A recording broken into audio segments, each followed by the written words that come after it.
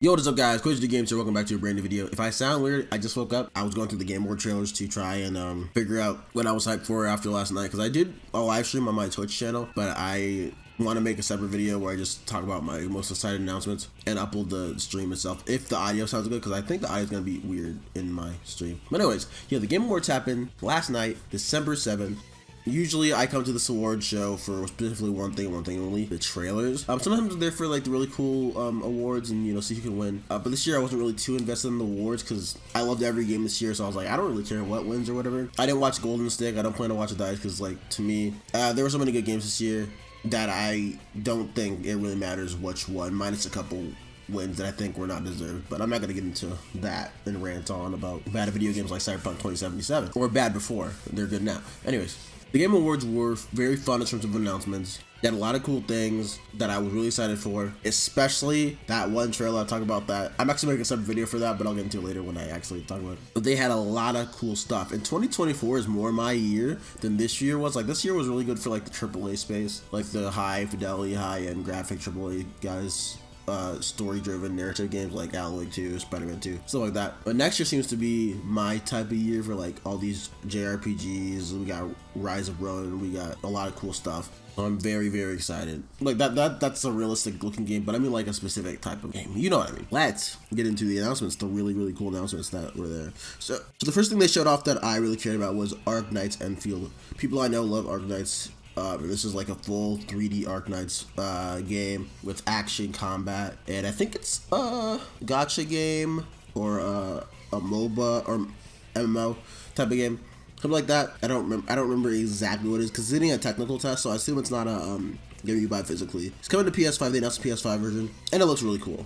It looks fantastic. I'm very excited for that one. Very, very excited for that one. The combat looks fun. It's like the Grand Blue Ring Link for Arknights, but again, I don't think it's something you go to the store and buy. Like, you can buy Grand Blue Ring Link. So it might just be a gacha game that's full 3D, like Genshin or something, which I don't mind. I enjoy games with good combat, and mobile games can have good combat. Genshin's not up to my speed. I don't really enjoy the gameplay of Genshin. So if this can be like Genshin but cooler for me, and I like the tone and everything and the character designs, I'm down. I'm down for some Arknights and Enfield. That's the name, Enfield. Next, they had a Persona 3 Reload trailer. This one trailer was called the Meaning of Life trailer. It was more of a showing you what you can do in the game type of thing, like the social links, some of those moments like the Operation Babe Hunt and hanging out with Shinjiro and hanging out with Koromaru and everybody and going to karaoke and things like that. It was all that stuff. It was really cool, really nice. I have to go through the trailer and dissect it piece by piece. Maybe make a video about that too, because I do want to make a video about this and the next upcoming announcement that I was really excited. Like separate, I want to make separate videos about them together, like, because I'm a huge Atlas fan and I need to like show that on the channel. Persona 3 Reload looks fantastic. I keep trying to call it Royal because I'm so used to Persona 5 Royal. It has an R in its name, and they love using the R for remake games, so they call it R or something. Looks fantastic. That is going to be up there as Game of the Year for me. Next year is stacked. Next year is insanely stacked. I'm not ready. I'm not ready at all. World of Goo 2 was announced. A lot of people don't know what this is. A lot of people don't know what a World of Goo was. World of Goo was released on the Wii 15 years ago. I think it was also on other platforms like your iPhone or whatever. But World of Goo was a crazy, awesome puzzle game on the Wii, WiiWare. And it was sick. It was sick as fuck. I don't remember it entirely because it's been 15 years since I played it. But I got it with my Wii. One of the first WiiWare games I got. You guys got to play World of Goo 2. It's awesome. World of Goo. We got new mechanics like lava. We got snow. We got so much going on in this game, man. I'm so excited for World of Goo 2. This is going to be something I play on my own and not on stream or on the channel or whatever, because obviously people aren't going to care about it. But I'm excited myself. I'm personally very excited for this. And up after that, we had Metaphor Refantasizo.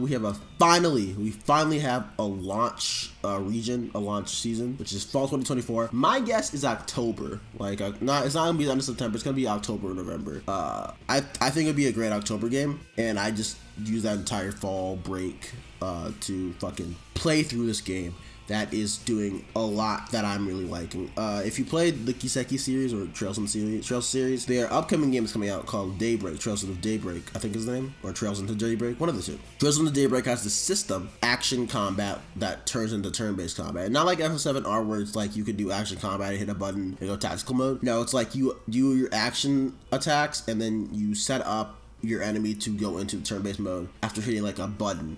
and then you can use all your skills instead of just main beating up action skill, which was a thing in Kuro no Kiseki / Daybreak. And it looks like it's gonna be done better here, because my problem with it in Daybreak was that it, as someone who played it, my problem with it in Daybreak is that it felt too, I don't know what the right word to say. It felt too meaningless. Like, it was like kind of just there to be like something to spice it up. This is looking like it's like a whole little system itself, because there were some enemies that you clearly can only attack with this mode, like little sheep guys that he was fighting. And then you get the bigger sheep or egg or whatever, shouts to cheese, and then you go to turn based when you press the Y button.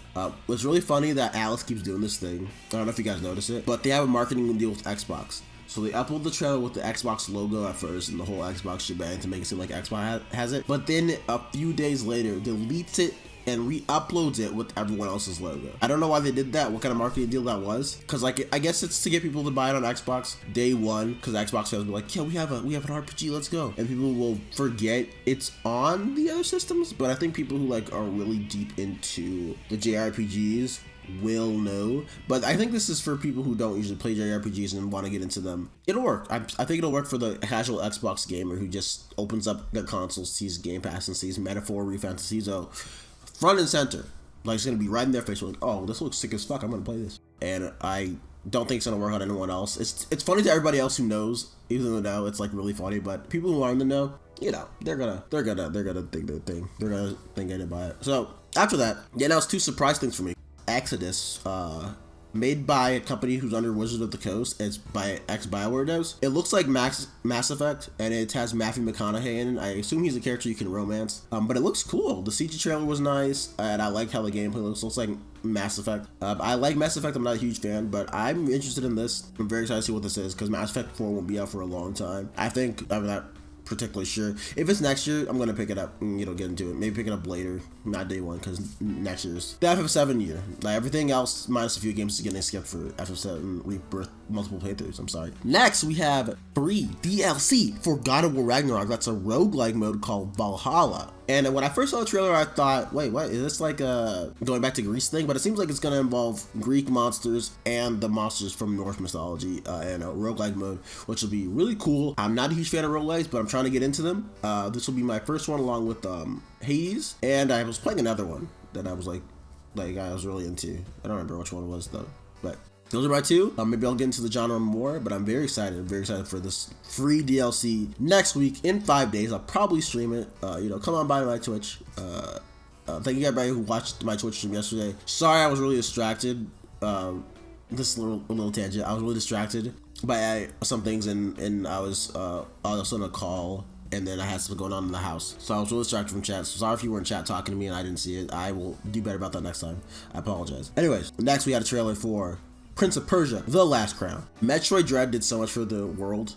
I don't think this is a direct thing for Metroid Dread, but it looks like a Metroidvania, which looks as high octane and fast paced like Dread. So I'm gonna say it's Dread, because I love Metroid Dread and I want to give it all the credit. This game looks fucking sick. Launches January 11th, 2024. I've been excited for this since it was revealed at Summer Games Fest, and it just keeps looking better and better. And I love Prince of Persia's old games, Sand of Time and stuff. I didn't play the 2D ones, so it's cool we're going back to the 2D roots of Prince of Persia in a fantastic way. This is going to be day 1 probably, but there's some other stuff that's showing up around then, so I gotta choose, because I know for sure P3 Reload is the priority, along with some other stuff. So I gotta make sure to be, you know, do good with my money, but 2024 is stacked, man. I'm not safe. This is a tragic year for me. Ikumi Nakamura announced tournament game, Kimori, which is the CG trailer. It looks cool. I don't have much to say about it though, because it just looks nice. It just looks really cool. I'm excited for her and her team, and I hope whatever they do with that looks really cool. By the way, I'm skipping announcements I don't really care for, so if you don't hear me talk about something, it's just nothing against the game, I just wasn't interested.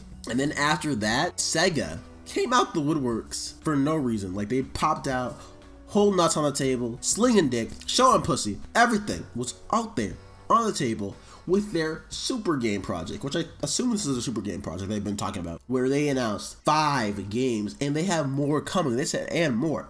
So Sega announced Crazy Taxi, Golden Axe, Jet Set Radio, a new Shinobi, and Streets of Rage.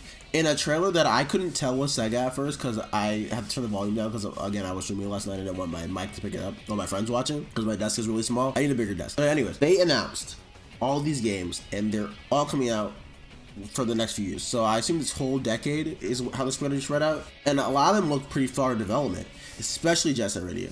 Holy crap. And Streets of Rage is getting a new game after Streets of Rage 4 was like really well liked and well, you know, regarded. I'm surprised at that because I thought whoever originally made Streets of Rage got the Streets of Rage IP and made Streets of Rage 4, but I guess it was under Sega and I just forgot. But no, I'm excited for this, man. They all look incredible, especially Shinobi and Jet Set. Holy crap, those look insane. Ah, God, those look incredible. I'm so excited, man. I'm so excited for all and more, and I hope and more include Skies of Arcadia, man. Please, you're making new games for everybody. Just do this. If you like Jet Set Radio, I heard Cyberpunk Bombs Rush, I think it's the name, is out. If you want more Jet Set before that comes out, go play that. It's the same type of game. It's easily moddable too, and it's really, really fun from what I understand. So, you know, if you want your Jet Set thirst to be quenched while waiting for this good-looking ass Jet Set Radio game, go play that. And maybe in the future they'll port Jet Set Radio Future to PC, because Jet Set Radio itself is on PC, I'm pretty sure. I don't remember if it got delisted and put back, but it's in my Steam library and I'm also my PSN, so I think it's still so you can buy. I might be wrong. If I'm wrong, sorry about that. But yeah, you got 3 games to play, or 2 games to play to hold you over, and if they port Future, there you go, play that too. But yeah, we got a lot of good crazy stuff from Sega. Sega's been going crazy since, like, I want to say Streets of Rage 4. We got Monkey Ball, we got Samba de Amigo, and now we got all these. They're going crazy. They're going crazy, man. I love Sega so much when they put in their work, man. And also Yakuza, we got Gotoku games too, so you know, someone's hyped for that. I gotta get caught up before I'm hyped. And then next, after this, they came through for me with the anime game, the Arena Fighter, my friends. They came through with Dragon Ball Sparking Zero's second trailer that was not a teaser. It's a real trailer, and we got a fucking name. Cause all we thought of it was Budokai Tenkaichi 4. And then Sparking Zero got trademarked, and everybody's like, okay, so they're gonna call it Tenkaichi Zero here, but they call it Sparking Zero everywhere. Worldwide, it's Sparking Zero, which I'm surprised that they're using the Sparking name, but I'm glad, because I like Sparking as much as Budokai Tenkaichi, and Sparking goes fucking crazy. And God, this game looks unreal. This is the most money Bamco Arena Fighter has ever had, which is kind of sad after looking at JJK Curse Clash, which looks fine, but it's just not nearly the same. And then Storm Connections came out Rush, so I'm hoping this one doesn't come out Rush. I'm hoping this one comes out perfectly fine and finished. I really hope it comes out finished, man. I really do, because Storm Connections just upset me. But this looks incredible, and we can wishlist it now, so I'm going to assume it's either 2025 or end of the year 2024. I'm going to assume it's end of the year 2024, and they'll pull a Storm Connection, but they'll give you the release date till like 3 months later, until 3 months before launch, so we'll see.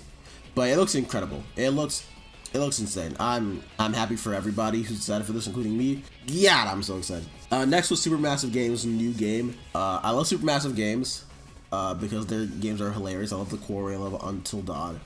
They're really fun to play with friends and just, you know, pick the path that your characters go on and, you know, see the different endings that you can get. So I'm excited for this. I'm excited for the casting of Frank Stove, PS5. After that, I've been waiting for this for 4 years, chat. I've been waiting for this for 4 years. I think 4. But I played the Trials of Mana remake. Wasn't a huge fan of the Trials of Mana remake. I was not a big fan because of the gameplays mostly, and it just wasn't what I wanted out of a upgrade to the 3D dimension for Trials of Mana. Trials of Mana on Super Nintendo was good, but I was expecting more with the remake, and the remake was just a solid remake for Trials of Mana. And now they have finally announced the 5th Seiken Densetsu / Mana game in the timeline, Visions of Mana. Oh my god, this looks incredible. From a gameplay standpoint, it looks exactly what I was hoping for an upgrade for Mana. I love the Mana series, I love Secret of Mana. I didn't play Seiken Densetsu 1 on the GBA or Final Fantasy Adventure, I think it's called. I love Secret of Mana, Seiken Densetsu 2. I love Secret of Mana, or Trials of Mana, Seiken Densetsu 3. Never played 4. Or Legends on the PS1, which I got to remaster. I have to play that. I'm finally happy we got Visions of Mana. It was announced. We got a 5th Seiken Densetsu, and it looks, or 6th, I think it's 6th. It looks incredible. It looks phenomenal. This is what I mean by my year. Like, stuff like this is like, this is my year, man. This is the year for Quasar. Like, this is made for me. Like, this year was made for me. And Square Enix just coming out packing full heat. Like, why'd they do that? And I think the whole gang's here too. Like, even the people who have left the company, like Koichi Ishii, who works at Grezzo now, came back to work on new monsters and creature designs. It's like, Dude, they got the whole gang on this. It looks incredible. It looks unbelievable. I'm so excited. I'm so excited. The combat is like my favorite thing. Like, it looks so cool. It looks cool. I can't even talk anymore. I'm so happy. I'm so happy. It looks incredible. It looks incredible. Okay. Next we have Rise of Ronin. Launching March 22nd, 2024. I was going to get Dragon's Dogma 2. I'm not gonna lie to you. I was going to get Dragon's Dogma 2 day one because I love Capcom and I have played Dragon's Dogma 1 all the way through, and I was like, you know, I'm going to give 2 a chance. 2 will be the one for me. 2 will be it. I see your vision in Tsuno-san. I see your vision in Tsuno-san. But it's Tsuno-san, I'm sorry. Koei Tecmo has just announced that Rise of Ronin is coming out on March 22nd, 2024. And I hate to break you to you, it's Tsuno-san and Capcom. But if Koei Tecmo tells me to play a game, I'm playing it. I'm sorry, I can't resist Koei Tecmo games. And I feel like this is gonna be the Neo version, or the Neo Team's version of like of Sekiro or something. That's how it looked. Or Ghost of Tsushima, sorry, Ghost of Tsushima and Assassin's Creed. I don't know why I said Sekiro.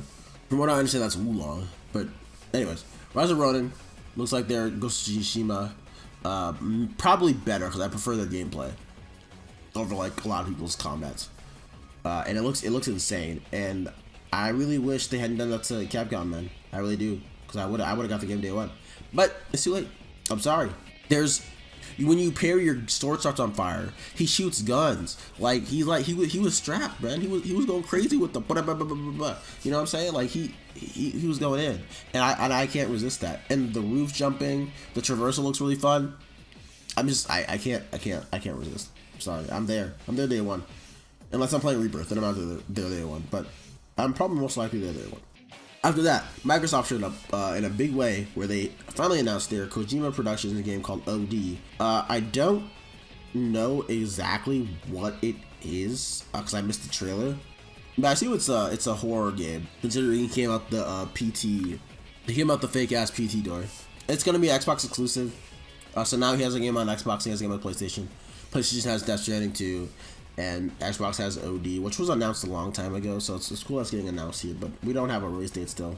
We'll see how that is. I see what's early in development because I think Dungeons and Dragons, who that one actress is from, just came out this year, so probably a bit before we see this game. But it looks cool.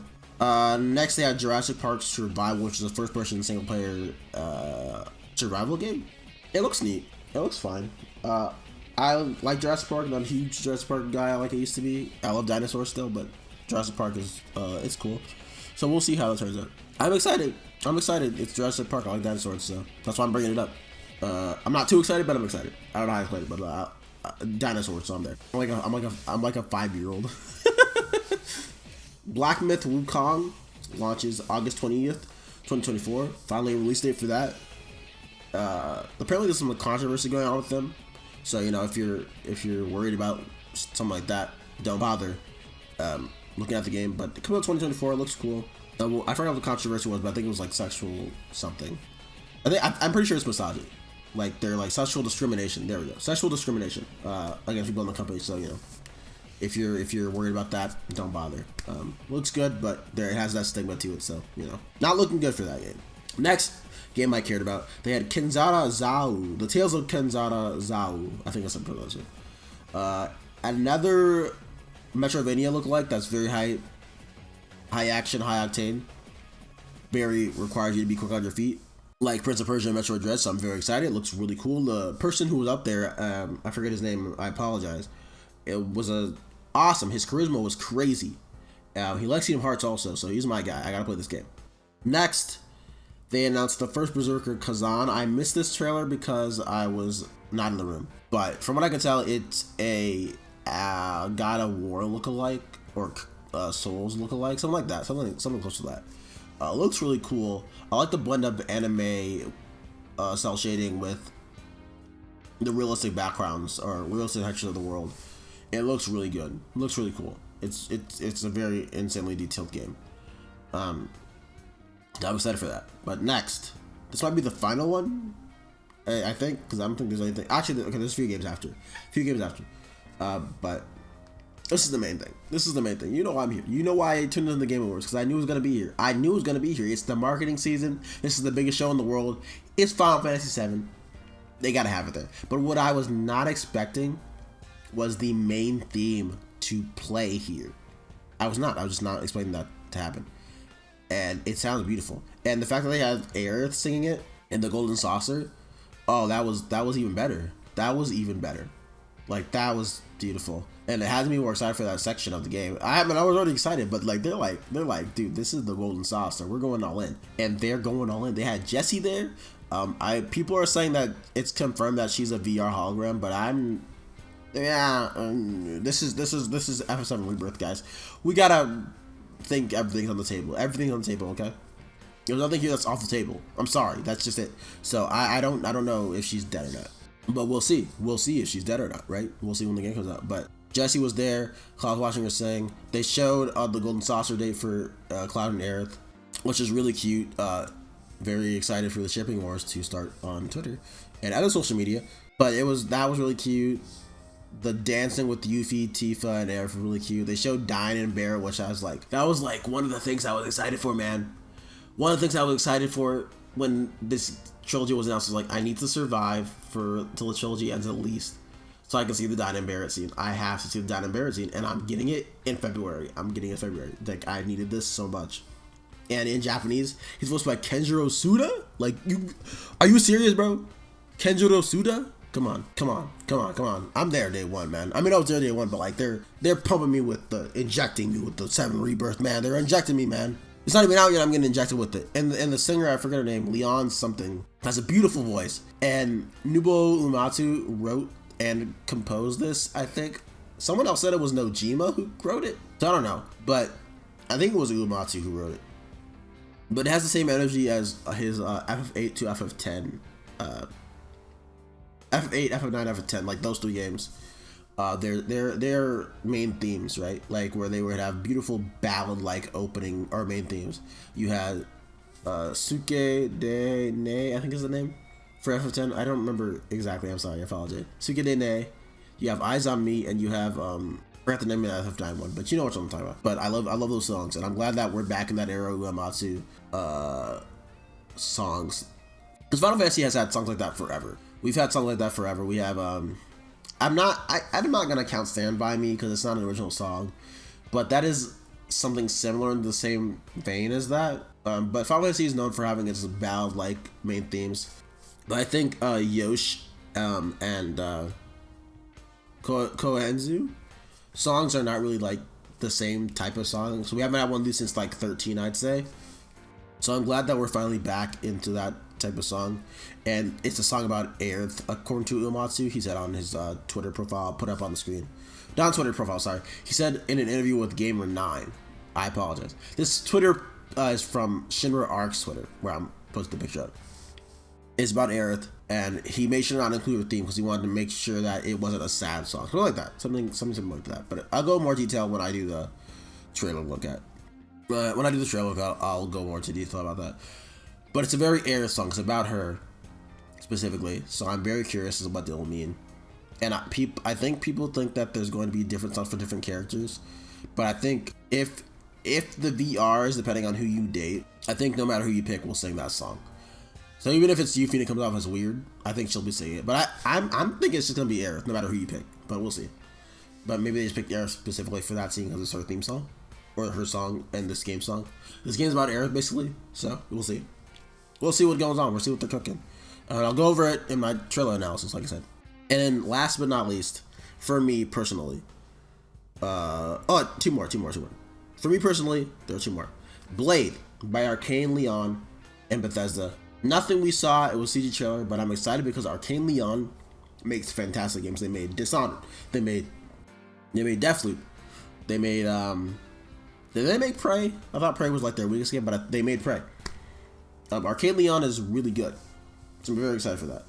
And it's gonna be third person, they said, so hype. I was really expecting first person, but if they're gonna be third person so they can make sure you see Blade. Oh, they announced a multiplayer game called Mech Break, which is really cool. I'm very excited for Mech Break. I'm gonna probably get into the beta. It looks sick as fuck. I kept calling it Armored Core 6 ripoff to be funny, but it looks great. It looks really fun. I wonder how the mechanics are going to work for the multiplayer, because I think it's versus and also PvE, so that should be interesting. Because Armored Core 6 you can only do PvP, and like most mech games I know that have multiplayer are PvP. We'll see. Hopefully it's PvE and PvP because I do like doing both.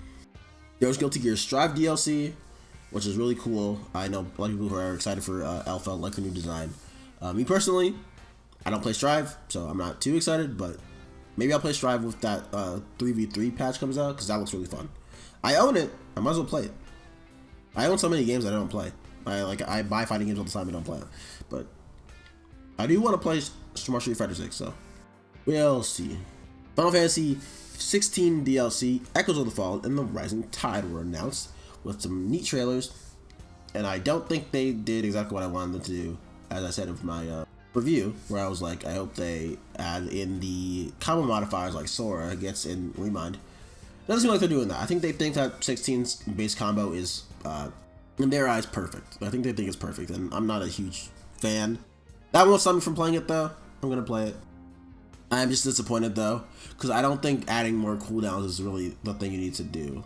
But maybe there'll be something in there when I play the DLC. When I play the DLC myself, maybe there'll be something in there that, you know, makes up for my issue with the combat, but I don't think so. I don't think so. We'll see. My main issue with combat is the base combos. I don't know if they're gonna improve that, but who knows? I bought it, got it for $20, so we'll see. It's exciting. I'm not trying to be down. It's exciting. I like F16. I do.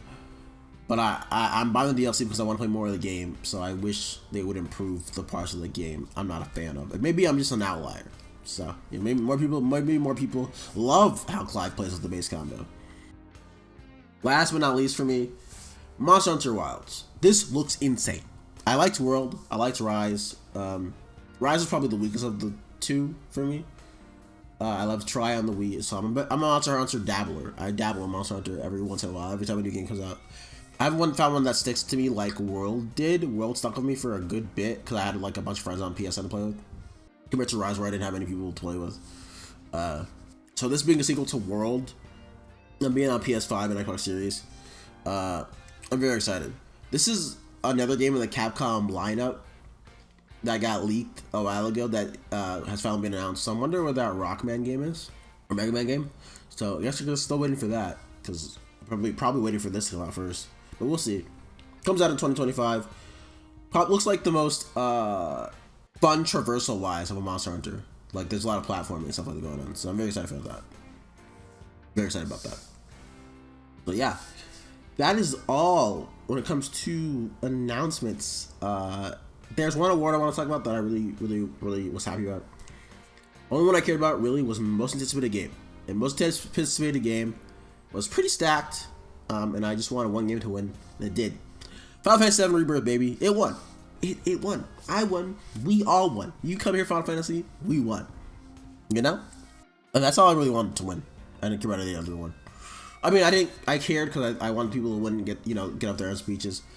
Do little speeches and stuff like that. But other than that, that was the one I cared about. So yeah, thank you guys so much for watching this video on the Game Awards and my thoughts on the announcements that I had, and all that stuff, all that good stuff. Game Awards were fun, very fun 3 hours.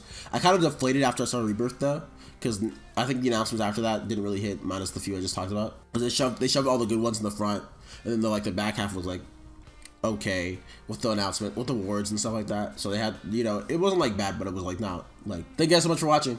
I hope you have a great day, and tell me what your favorite announcement was from the Game Awards in the comments below. If it wasn't Rebirth, I'm sorry for you.